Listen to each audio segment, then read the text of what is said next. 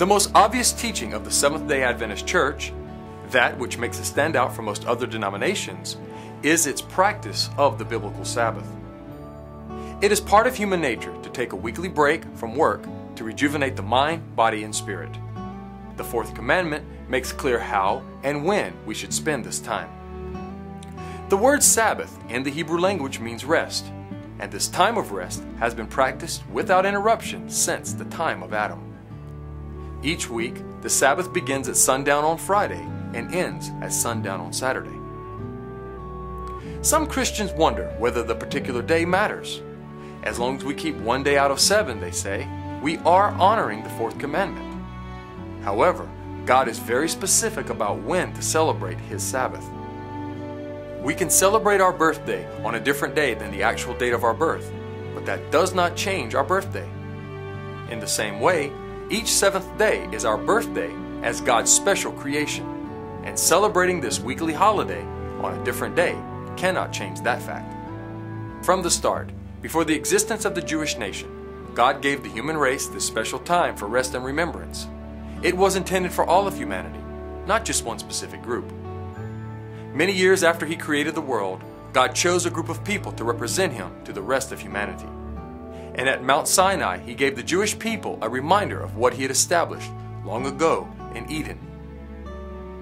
It is important to restate that God felt this command to be so crucial that He personally wrote it with His own finger in stone. Also, He begins this particular command with the word remember, something He does not do with any of the other 10 commandments. Today, the other 9 are never questioned by others, yet the Sabbath continually proves to be a controversial topic.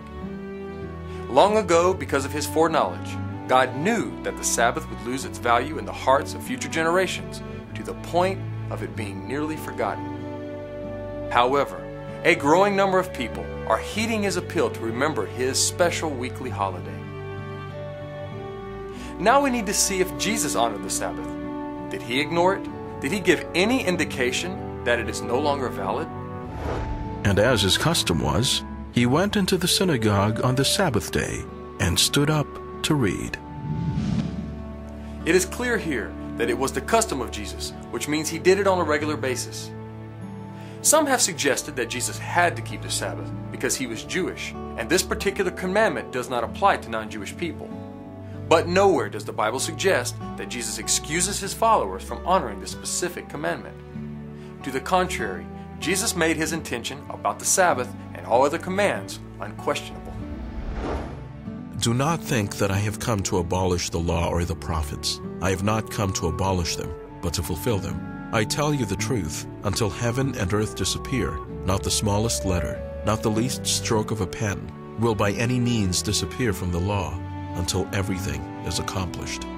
Anyone who breaks one of the least of these commandments and teaches others to do the same will be called least in the kingdom of heaven. But whoever practices and teaches these commands will be called great in the kingdom of heaven. This statement from the mouth of Jesus makes it crystal clear that all 10 of the commandments are still valid. It's also clear that Christ's followers should honor them and teach others to do so as well. If you are still in doubt, here are 2 final points. Did the commandments lose their validity after Jesus ascended to heaven, once He had fulfilled them perfectly? We find the answer to this through the example of the Apostle Paul.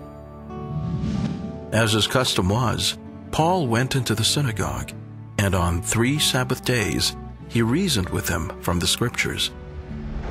What about after the return of Christ, once the earth is restored to its former state of perfection?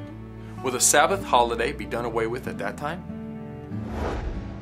As the new heavens and the new earth that I make will endure before me, declares the Lord, so will your name and descendants endure. From one new moon to another, and from one Sabbath to another, all mankind will come and bow down before me, says the Lord. According to this prophecy, in God's infinite kingdom, everyone will come together each Sabbath to honor and worship Him for all eternity. From the very beginning, it has been God's intention that we put aside time to rest from our labors and be with Him. Adventists do honor the Bible Sabbath. Each week, time is taken away from the busy world to relax and be with family members, friends, and most importantly, God on this special holy day. The Sabbath is the Bible's weekly holiday that celebrates our relationship with our Creator.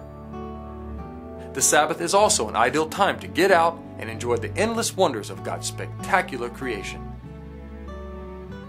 Within the pages of the Bible, the Sabbath is an irrefutable teaching layered from beginning to end. God established it in Creation Week, then He reminded man later when He wrote it with His own finger in stone.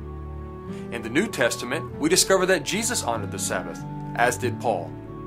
And finally, in the New Earth, we will continue honoring the Sabbath for all eternity.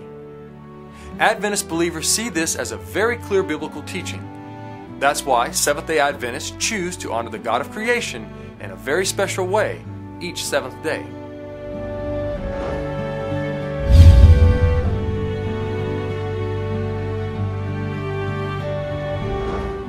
This program has been a very brief and basic introduction to the Adventist faith.